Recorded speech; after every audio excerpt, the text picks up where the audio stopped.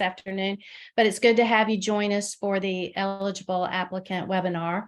So congratulations on behalf of the authorizer for making it to this phase of the application cycle.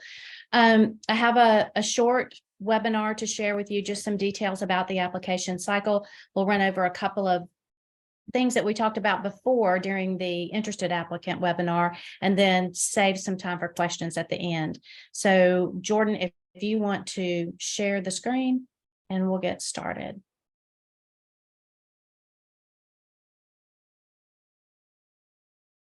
Okay. All righty. Well, for the purpose, let's talk about what the purpose of today is. So Jordan, next slide, please. We're going to take a detailed look at the charter school application, so you'll know exactly what happens at every single phase of the application cycle. Then we're going to look at funding sources and references for those funding sources, and then we will share some important dates.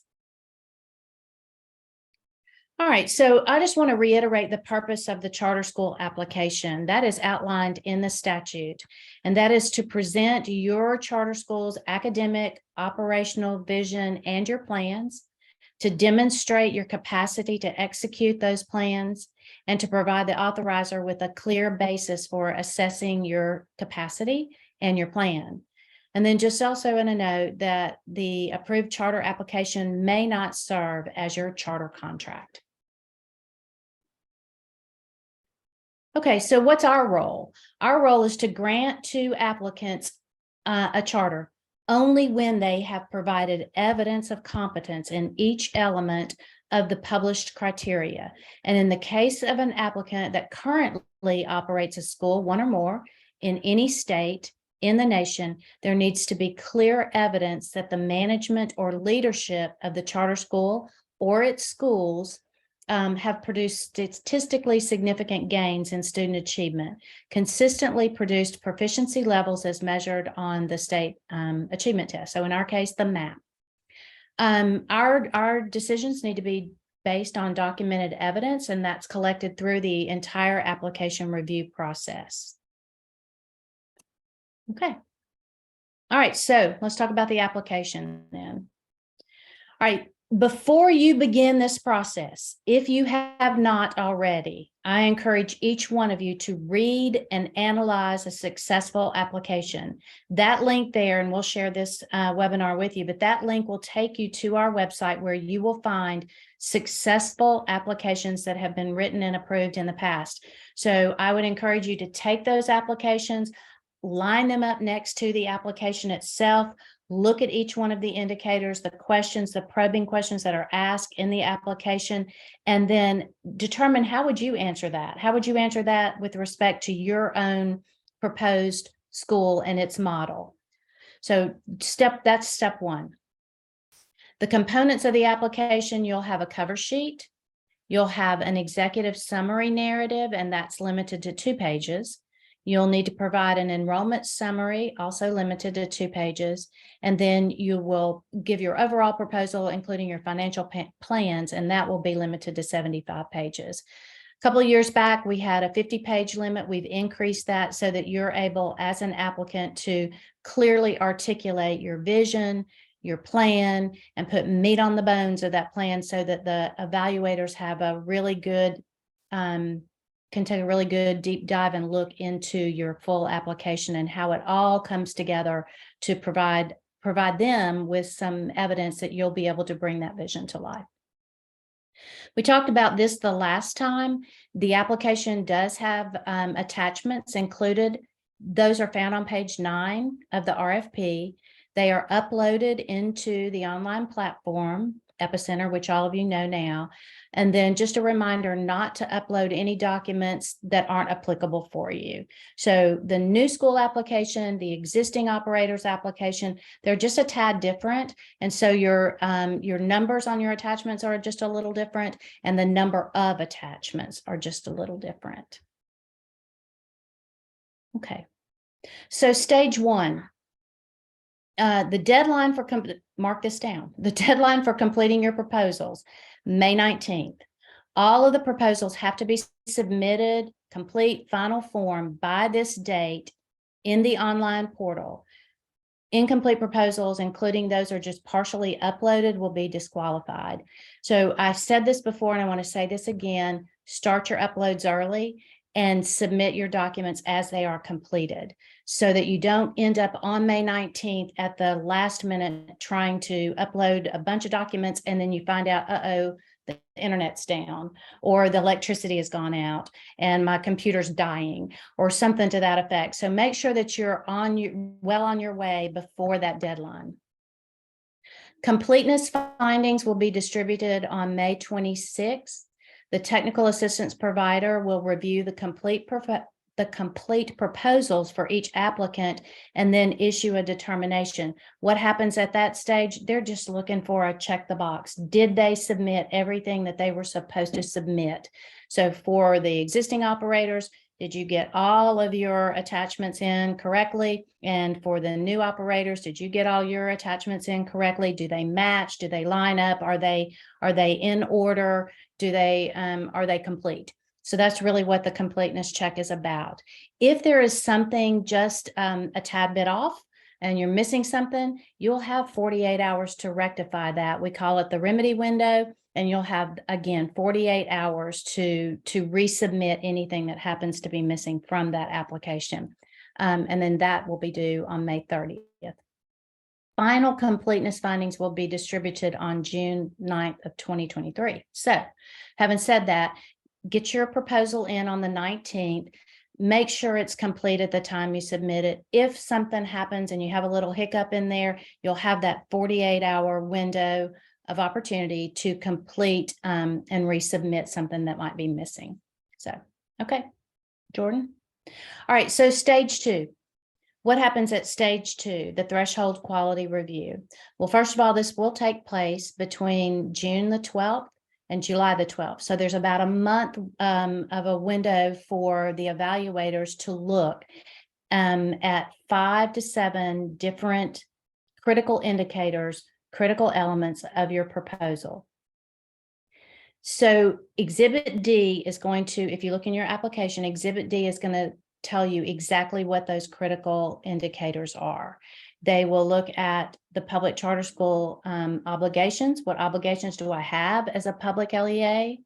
What about your student populations? Who do you intend to serve and how do you intend to serve them? What is your startup plan going to look like? What about your personnel, your financial plan, and only for existing operators, your performance history? And then if you are going to enter into an agreement or a contract with an educational service provider, an ESP, then there will be information needed for the evaluators to look at in that threshold 7. That is in the application. All of those details are there. So I encourage you to go back and look at those details as well. So again, the stage 2 criteria are the essential tools used by the evaluators to determine whether or not a proposal meets the minimum quality threshold that is required to merit a full evaluation. A response is going to be inadequate in this case if it significantly fails to address the RFP requirement or the criteria for approval, or it wholly lacks merit. And that's part of the criteria itself. During stage 2, the evaluators are going to provide a rating to indicate when a proposal has not met the threshold and then thus deemed inadequate. If a proposal receives no inadequate ratings during stage 2, the proposal will proceed to a full review to stage 3. Those findings will be distributed on July the 14th, and to be eligible for an independent evaluation team review, applicants must receive an adequate rating in all areas of your evaluation. So that's just to reiterate what's in this narrative up here.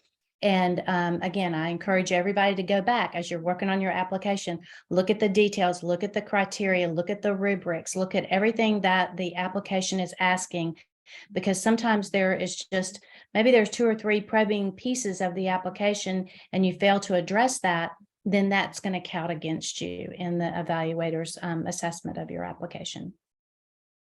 Okay. All right, stage 3.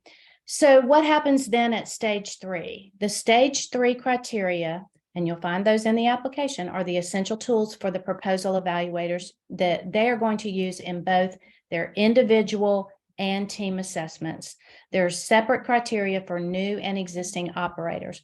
So what do I mean by individual and team assessments? When we hire and contract with a third-party evaluator, they are going to have a team of evaluators that look at your application. They're going to review them individually and rate them individually. Then they're going to review them together, and they will come up with a consensus to rate each indicator, each area of the application.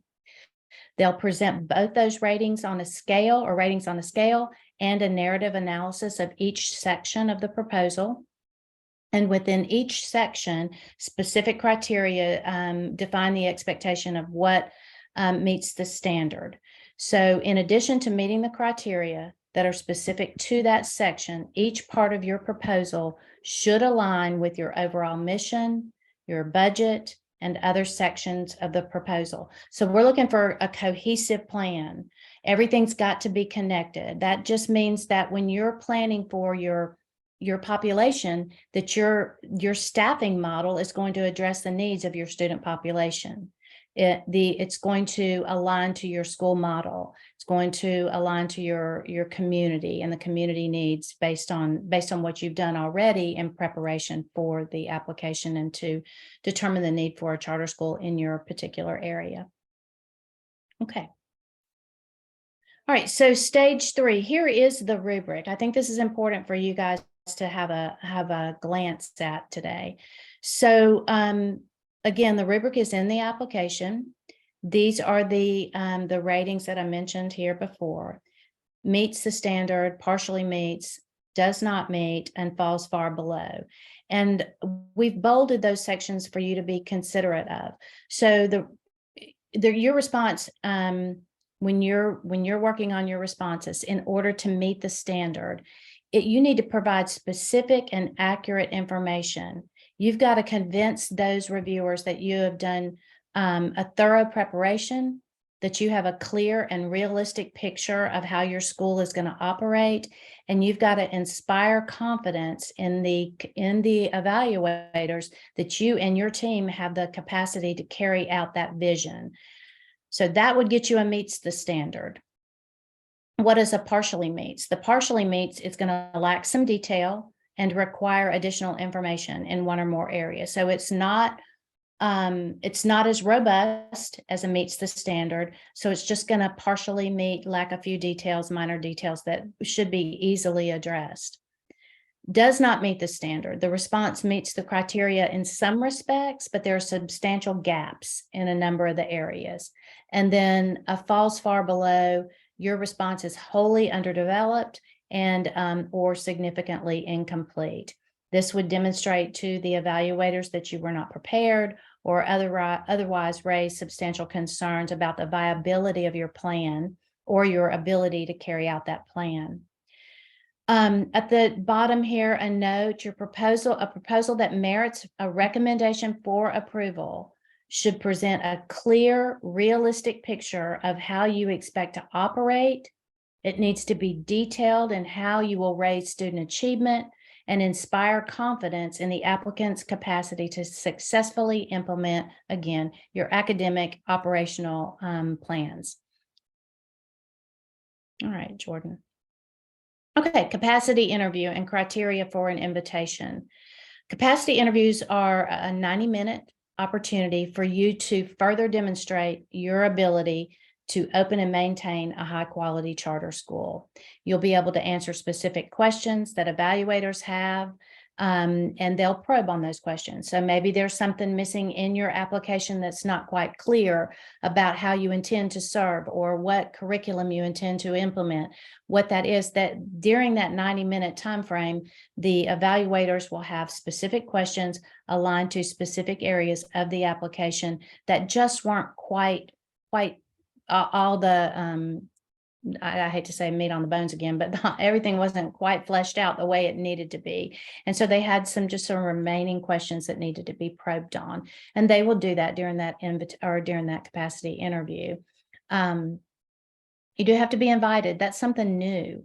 We have not always done that, but I would encourage you and your team to go to the criteria, look at the criteria in detail. This is a portion of the criteria, but in order to be invited to participate, you would have to have 75% or more of your areas have to have an overall rating of meets or partially meets. And we just went over what that looks like, the meets and the partially meets standard. There has to be less than 5 overall, far below the standard. And the financial plan and financial management areas have to be meets or partially meets the standard. So that's the basic criteria. Again, take a look at the full criteria, and that is included there in that link that you see on the slide. All right, so how should you prepare? We have a couple of training opportunities for you. We have a training video and a PowerPoint that's available, and I would encourage you to go to those. There are also great resources out there. We partner with Embark. I know they would be happy to work with you on preparing for a capacity interview. Schoolworks and other places have done great. Other folks have great resources out there in just how to prepare and what to think about, what to wear, what notes to bring with you, who to bring with you, how much time to plan, a lot of different things to think about. Jordan, do you want to click on one of those? Maybe just the PowerPoint.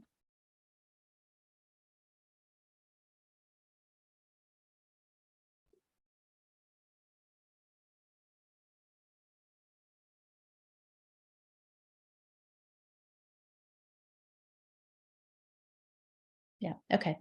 So demonstrating charter school capacity or preparing to be prepared. So this was done a few years back, but the basics are, pretty much the same. And you can see just the overview right there. And they've provided the objectives, what to expect. They give you a little background here, how long to the typical interview is, and those vary. But you can see it's just another great resource to have. Who's going to be in the room? That's always a question that people have. Who is in the room? So observers would be us, staff, and then our lead reviewers and review team would be in there. And typically there's a note taker involved in there from the evaluator, the third party. So again, who should you have in the room? You should think about your school leader, your board members, your CMO, if you are engaging in work with a CMO, and then who to leave out. This is important too. Who to leave out, people who helped you with the application but won't be a part of the school. So the evaluators want to know how prepared you are to open and operate a school, how you and your leadership team. There's some other details, excuse me, in here. This is for a Zoom. If you were during COVID when we were doing these by Zoom.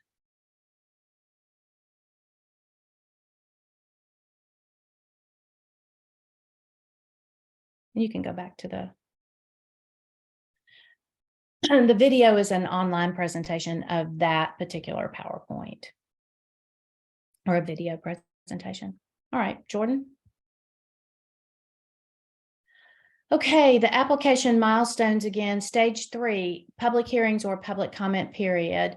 Public comments are received and/or public hearings are held in a community where there is a proposed charter school to be located in that particular area. As appropriate, needed staff and/or technical assistance provider will work with you to schedule a hearing date if needed. We have not always had a public hearing. In some cases we have. It's been dependent on a lot of different things, the needs of the community, the considerations of the community, the timing, the situation around COVID, not even being able to go into a community and have a public hearing. So a variety of opportunities. We have not committed the board to having public hearings, if that'll be just based on where we end up with the stage 3 findings. September the 5th, independent evaluation team will make recommendations and deliver those to the applicants. The deadline for a response to factual inaccuracies will be September the 11th, and then September the 25th the board will make a final proposal decision on your application. Okay. All right. We talked about this the last time, but specifications for formatting your documents. Go back to the interested applicant webinar. The slides are available on the website. And those will give you all the details: what size font, what size margins, how much spacing, all your attachments, all the details, word formats, so forth and so on. A few things that I wanted to reiterate, though: if you believe that there is a particular question that does not apply to your team, then respond "not applicable" and state the reason it's not applicable. Be sure that you upload all of your documents in the file format that is specified. If it says Excel, be sure to use Excel. If it says PDF, be sure to use PDF. If it says Word, be sure to use Word. Again, late or incorrectly formatted submissions will not be accepted. And then when you submit resumes and biographies, be sure to label each document with your individual's affiliation with the proposed school. So if they're going to be a board member, if they're a principal or a teacher, what is going to be their responsibility? Be sure to indicate that on the document. And then again, just a reminder: review all your elements for completeness before you submit through Epicenter. Okay. All right. Another just reminder from the original: code of conduct and plagiarism. Charter schools have a responsibility of respecting and upholding the integrity of the proposal. So specifically, applicants shall not initiate or attempt to initiate any activity at all with the Mississippi Charter School authorizer board member, except in the event of a public hearing. They shall not initiate or attempt to initiate any activity with a member of the independent evaluation team, or have any direct communication, including sharing documents, with an MCSAB member or a member of the evaluation team. And then charter school applicants who are found to be in violation of these requirements will be deemed ineligible for consideration in the proposal process. We take that really seriously. And so that's just a reminder of professional conduct. Also, with respect to plagiarism, just a note to that again, be sure that you are not taking, let me say this: we understand that there are models and there are situations where there's edge-speak, for lack of a better term. I mean, we all talk about PLCs and we all talk about fidelity to a model or so forth and so on. We talk, some of those things are just common language, but be very careful if you're using another resource to support your application that you're not doing a copy paste there. And if you do, then make sure that that's cited appropriately, because the evaluators need to be convinced that what you put on paper you can bring to life. They need to understand that what you've written is something that you know and understand, and that you can bring that vision on your paper to a reality. One reminder here: all charter proposal materials, everything will be become a public record at some point in time.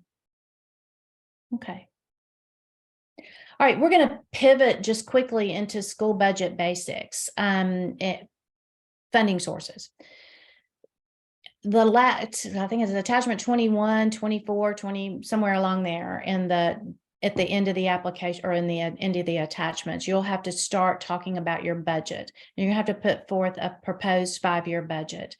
There are basic funding sources that charter schools are eligible for. Number one being the Mississippi Adequate Education Program. That is your base student cost. Basic finances come from basic funds that come from the state to serve our children. You're also eligible for local ad valorem and in lieu receipts. You, of course, have your foundation money. You'll have fundraising dollars that you'll be able to include in your budget. You are also eligible for funding opportunities through the charter school program, which is a competitive grant. Federal funding, Title I, Title II, Title IV, and then competitive state funding, such as the 21st Century. Title I, Title II, Title IV are all based on a per pupil MAEP is based on a per pupil amount. And then competitive grants are somewhat dependent on a per pupil. Not all of those competitive grants would be. Some are more of a flow through based on your application. Okay. Just a note here too, additional budget details. I will put together a more formal presentation for you on how to work through your budget. And I'll get that recorded and out to you in the next few weeks. All right, just a nod here to the MAP formula. That formula was established by the legislature to ensure that there is adequate operation fundings for schools to meet a successful accountability rating. This has been in law for quite some time, and it has been fully funded only a couple of times since then. So when you are making your budget preparations and when you're looking at it, you'll take that base student cost that we'll get into later, and you will want to adjust that a little based on the fact that typically MAEP has not been fully funded. I don't know what happened today at the session, but they've still been in negotiations about whether or not they were going to fully fund this year. I think there's going to be some additional monies to go into it. It may not go into the formula. So again, the purpose of the MAP is just to provide equity by recognizing that there are differences in what local resources can do to support your overall budget. So what you bring in terms of ad valorem monies from a district like Madison would be very different than a district like maybe Natchez, where the ad valorem rates are a little bit different based on property values. Okay. All right, the local contribution. So LEAs are responsible for a portion of the MAP calculation. That information comes from the tax assessor. That is yielded from the 28 mills and the ad valorem in lieu payments. The 28 mills is what I was talking about. What a mill generates in Natchez is going to be different from what a mill generates in, say, Madison County, depending on the financial condition of that community. It's capped at the 27% of the MAEP formula prior to the local contribution. And this is a real complex formula that gets into a lot of detail. So right here, you've got ADA plus a high growth component, plus the at-risk component. And it's pretty detailed and in some cases complicated. So I wouldn't worry myself with all of that detail. I would just want to really look at your base student cost and then how much you're going to be eligible for in terms of your local contribution, and you'll get that information. The amount is calculated and removed. A lot of detail there for you that you probably don't need. Traditional schools do use their local ad valorem tax to supplement the MAEP funds. And then you know that charter schools don't raise those funds because you're not eligible to do any kind of bonds or levy mills.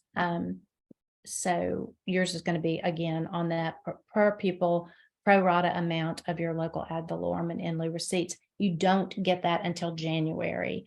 So that's something else to be cognizant of. And that is that those funds won't come until January, which would impact your cash on hand when you're a fully operating school. Okay, so what are the add-on funds that charter schools are eligible for?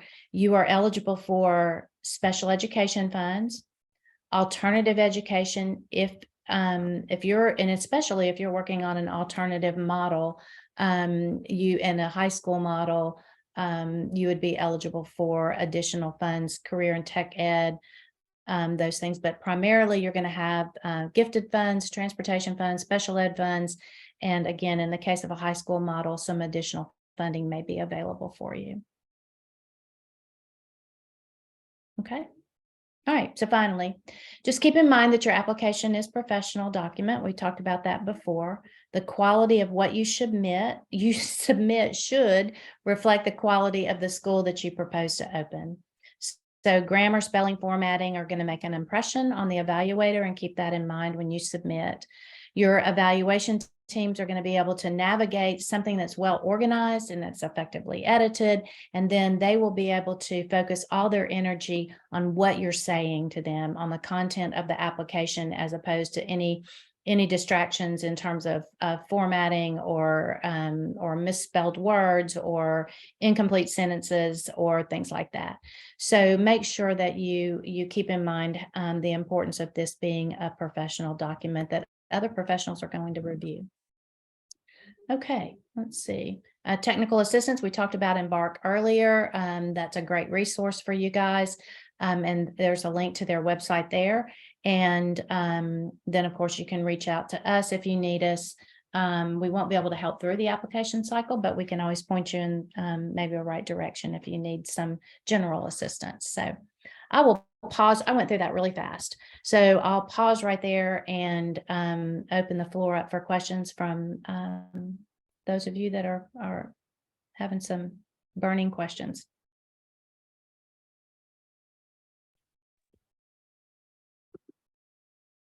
Okay, so thank you for sharing all of that very valuable information.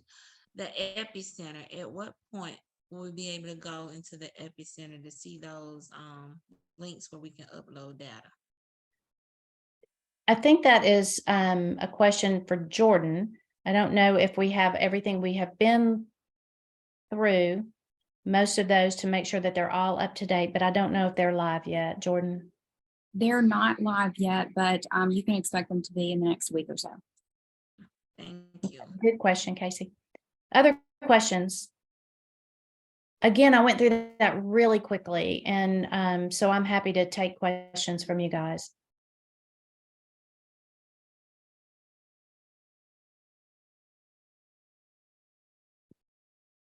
If you haven't already, if you don't mind, put your name and your school into the chat so that we'll have a list. Okay.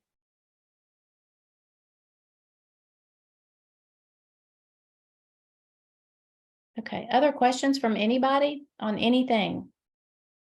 On the cycle, on the timeline, on the differences between the stages, whether it's stage 2, stage 3, what it takes to get a capacity interview, anything that you might have a question about. One quick question. So Mary Perry used to provide those technical assistant webinars that she, had throughout the last cycle. So do Right. we have a Mary Perry in place? We don't have a Mary Perry, but that's why I keep kind of alluding to Embark. So Embark has a couple of staff members who are well positioned to be able to answer questions for you and support you. Elise Marcelino is one, and then they have another contract person that is working with them. I don't know full time or just part time or as contractor as needed, but anyway, they can definitely be positioned to help you in a more detailed manner than we can. Okay, and More like that Mary. brings me. Okay, that brings me to my next question. So that section with the funding for the per pupil allocation and get those MAP, all of that precise as close to possible so we can put it in the plan. Will they be providing us with those numbers? We will have those numbers for you. Okay. We have some of those numbers already. We don't have the base student cost yet. So we're waiting on the base student cost, but we do have everything else for you. And we can get those and we can go ahead and put those in with the attachments and you'll have access to those, all that information. Perfect. Good question, Casey. All right. Thank you.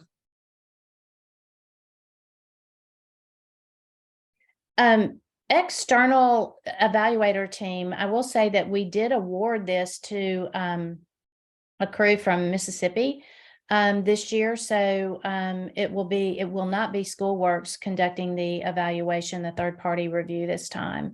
So a different group out of Mississippi was awarded that contract. So they will have a little bit more context just simply because most of those, all of their team members have worked in Mississippi.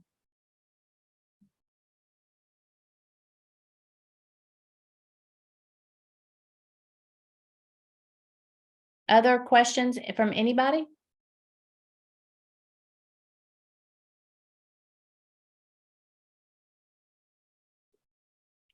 All right. Well, y'all are awfully quiet except for Casey, so well, that's fine. I appreciate the questions and the time, and I appreciate your time this afternoon and your interest. And I'm really excited that we're going to have a good group of applicants. You've got good support and technical assistance from Embark, like I said, and Elise. So they'll be, again, well positioned to help you navigate and answer any questions that you might have specifically to once you start writing your application and how you might address it.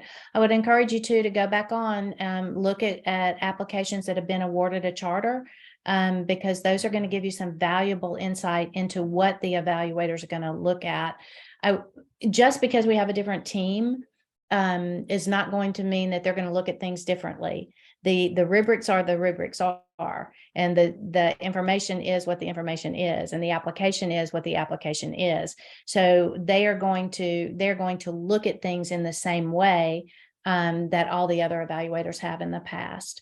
So be sure and look back at those approved charters that we've had in previous cycles.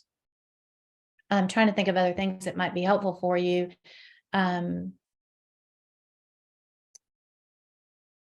I can't think of anything else right now. Jordan, Amy, anything else that might be helpful as they prepare? I think you've covered everything, all the information that's relevant right now. Okay. I agree. Okay. All right. Well, y'all have a good Friday afternoon. I hope the weather doesn't get bad in your area. It looks like North Mississippi may get some nasty weather again this evening. So stay safe and take care.